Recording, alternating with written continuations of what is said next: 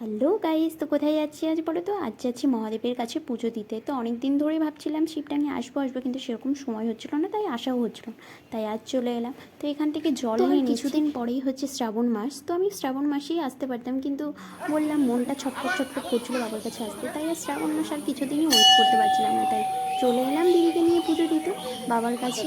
আর শ্রাবণ মাস মানেই বুঝতে পারছি বেশিরভাগ মেয়েরাই সবুজ চুড়ি পরবে, মহাদেবের কাছে আসবে। তো আমিও কিন্তু সবুজ চুড়ি পরি। আর শ্রাবণ মাসের আগের 1 বছর হয়ে গেল, এর আগের ভিডিওতে দেখেছো যে শীতকালে দিয়েছি সকলে মিলে।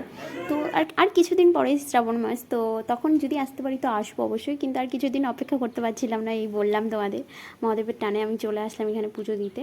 তো কিছুক্ষণ পরেই পুরোহিত পুজো শুরু করে দেবে, তার আগে আমি ঘি দই দুধ যা যা ঢালতে হয় সেগুলো দিয়ে দিচ্ছিলাম। তো একমাত্র আমার মহাদেবই জানে যে আমার সাথে এই 3-4 মাস ধরে কি হচ্ছে, কেমন অবস্থায় আছি, আমার ভেতরটা কেমন অবস্থায় কি চলছে, মানে সবটা মহাদেব জানে। আমি সবাইকে মুখে যতটাই বলি না কেন হ্যাঁ আমি ভালো আছি, বাট মহাদেব তো সব জানে, তাই না? তো মহাদেবের কাছে লুকোনোর কিচ্ছু নেই, মহাদেবের ওপর আমার পুরো বিশ্বাস ভরসা দুটোই আছে। তো মহাদেবের ওপর তোমরাও বিশ্বাস রেখো। যতই খারাপ পরিস্থিতি, যতই খারাপ সময় যাক না কেন, মহাদেবের ওপর বিশ্বাস রাখবে, মহাদেবের হাত সর্বদা তোমার মাথার ওপরে সব সময় আছে।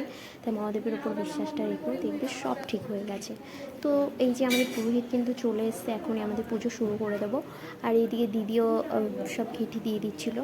তো আজ এমনিতেও সোমবার ছিল, তাই প্রচুর ভিড় ছিল। তো তোমরা সবসময় সোমবার আসার চেষ্টা করবে, এমনি দিনে আসলে পুরোহিত পাবে না, সোমবারে পুরোহিত দিয়ে পুজো করতে পারবে। তো অনেক দূর দূর থেকে এখানে পুজো দিতে এসেছিলো, এখানে খুব জাগ্রত মহাদেব। এই দেখো এই মহিলাটাকে যে গন্ডি কেটে এসেছিলো, তো ওনার ভর উঠে গেছিলো গায়ে। তো আমরা এখন পুজোটা করে নেবো।